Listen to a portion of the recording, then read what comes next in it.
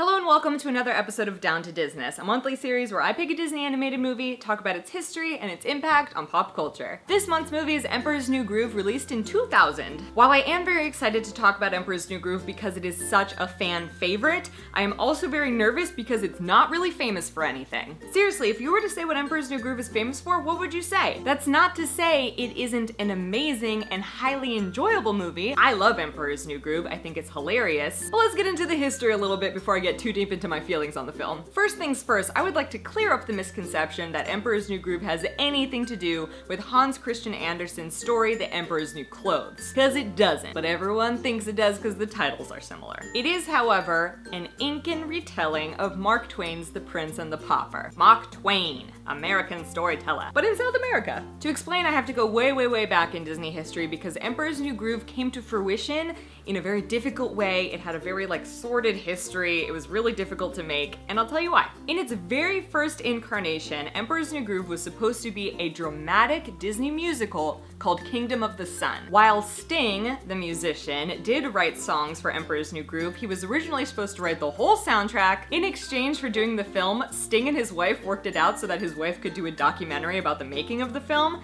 and she ended up documenting the extremely difficult history of the making of Emperor's New Groove. And her documentary was never released. And I don't know why, but I want to see it. Who knows though, we'll never know. But currently Disney owns the documentary, and it's never been released. So, Kingdom of the Sun, it had nearly the same original voice cast. David Spade was to voice the young emperor, Eartha Kitt was to voice Yzma, the very old sorceress, but it was actually Owen Wilson who was gonna voice Pacha, who at the time was a young peasant, who actually fell in love with the emperor's betrothed. Drama. The stories were a little bit different in other ways. It involved Pacha and Kuzco's characters switching place, and then Yzma getting involved, and that's when Kuzco turns into a llama. But generally, that version of the film tested really poorly, and then they overhauled the whole thing. Even though about 50% of the movie was complete at that time. The biggest character change was obviously to Pacha, who evolved into an older family man voiced by John Goodman. Pacha is regarded by the team that animated Emperor's New Groove as the heart and soul of the movie. Without Pacha, really, the movie would just be a weird slapstick comedy, because you got Kuzco, who's a total self-centered prince, and Yzma, who's just out of her mind. So I'm really personally glad that they changed his character to be a father and a family man who's fighting for a cause. John Goodman is far from the only star in the cast though, because nearly everybody in the movie is famous. Patrick Warburton lent his amazingly deep, manly voice to Kronk. It's hard to imagine anybody else voicing Yzma other than Eartha Kitt, but Barbra Streisand was the original choice for this role. It would have been amazing to have Barbra Streisand in a Disney movie, but Eartha Kitt literally is Yzma. She looks like Yzma. And what's funny is that a lot of the voice actors do look like their characters. On the behind the scenes DVD featurette,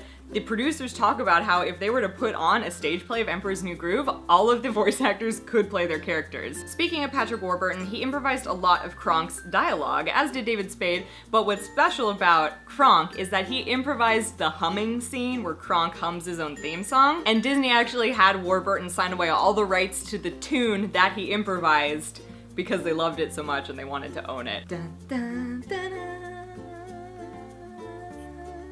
I think Kronk is a really special character because, like I said, he's a villain, but he's so not a villain. He is the funniest, sweetest, most likable thing in the movie. Kronk has the best jokes, the most memorable lines, and it's pretty rare, I think, for there to be a Disney villain that isn't really a villain. He's just kind of misguided. He ended up on the wrong team, and he probably doesn't even know it. As with most of the Disney movies that take place in another country and with another culture, Disney took a trip to do research in that country and with that culture. 12 team members from the Emperor's New Groove production crew went to Machu Picchu on a research trip, and they also went to llama farms. Many llama farms, obviously so that they could observe llamas and incorporate their mannerisms into Kuzco's mannerisms. The name Kuzco is even inspired by the ancient capital of the Incas, Cuzco, except it's Cuzco with a C, not a K. And Pacha means earth, which makes sense because Pacha is trying to preserve his land from becoming a water park. Ta-da! Like I said, this movie isn't famous for breaking down a lot of boundaries or creating new standards for animation, but that doesn't mean it's not good. The only really interesting thing is that it's the first Disney movie to feature a pregnant person. In my last episode, I covered Treasure Planet. If you haven't watched it, there's a link down below. And Treasure Planet was really groundbreaking in terms of CGI animation mixed with traditional animation. And that's not to say that Emperor's New Groove wasn't, it just didn't do it in such a huge way. A lot of the props in Emperor's New Groove were computer animated. Carts, tree branches, logs, different pots and pans were CGI, but that's it. But I do think that if small steps weren't made with movies like Emperor's New Groove, then huge leaps wouldn't have been taken later with movies like Treasure Planet. Every Disney movie is important. Every Disney movie leads to another Disney movie. So while Emperor's New Groove might not be the biggest, grandest thing that Disney's ever done, it is definitely a fan favorite. It's one of the funniest Disney movies ever. And like I said, so many people love Emperor's New Groove. It's probably one of the most popular, underrated Disney movies within the Disney fandom. So leave a comment down below if you learned something new about Emperor's New Groove. I did a new thing this episode where I let my Twitter followers vote on which Disney movie I'd be covering this month on Down to Disness. So if you aren't following me on Twitter, be sure you do so. My handle and link to follow is down in the description box below because I'll probably keep doing that. So if you really want to have a serious say in which movie I do next time, be sure to follow me on Twitter. But as always, leave suggestions because I'll pull from your suggestions for which ones I'm thinking about doing. Leave a suggestion down below letting me know which movie you think I should do. And I'll see you guys next time for another episode of Down to Disness. Bye!